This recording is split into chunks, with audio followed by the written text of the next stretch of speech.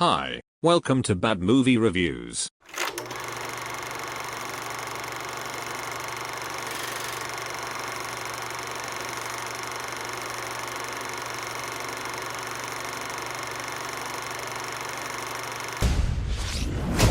Access granted.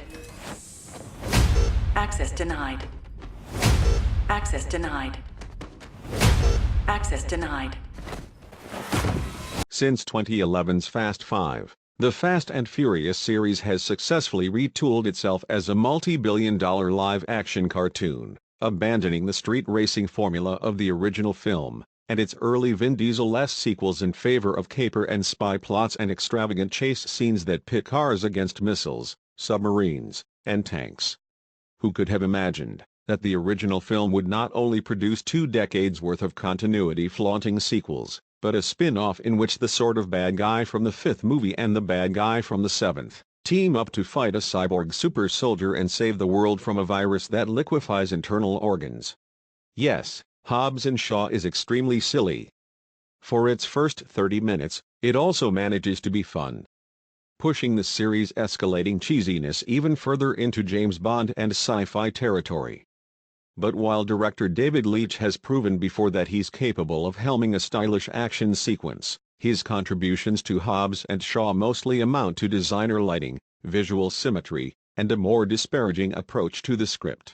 As in his last film, Deadpool 2, the staging of loud, destructive, effects-laden set pieces seems to elude the director's grasp, and unfortunately, that's what Fast and Furious movies are all about.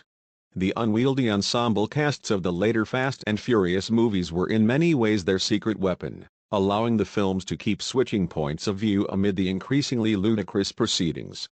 But in Hobbs and Shaw, Vin Diesel's Dominic Toretto and the rest of his crew are nowhere in sight, leaving the movie with fewer options. The Mitsubishis, Nissans, and Hondas that were once the series' stock in trade having finally given way to heavy-duty military-industrial tech, and there are only so many times a scene can cut to Johnson pretending to drive a truck before everything starts to descend into weightless, and by the series' standards, largely uninspired mayhem. Leitch at least knows how to borrow from the best.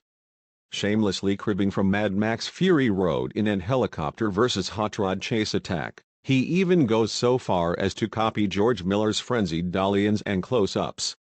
But the results are less than stimulating. Which leaving that other staple of the series, scenes of characters looking into the sunset while they talk about the importance of family. At this point, this theme is basically a franchise obligation, with single dad Hobbs going back to Samoa to reconnect with his family, and Shaw trying to reconnect with his sister. The sincere dopiness never sits well with the wise-ass, self-mocking tone that Leitch adopts in the early, more energetic stretches of the film.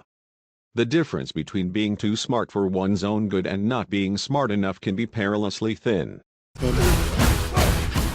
Pick a door. All right then. No, that's my door. Pick another door. What's wrong with you?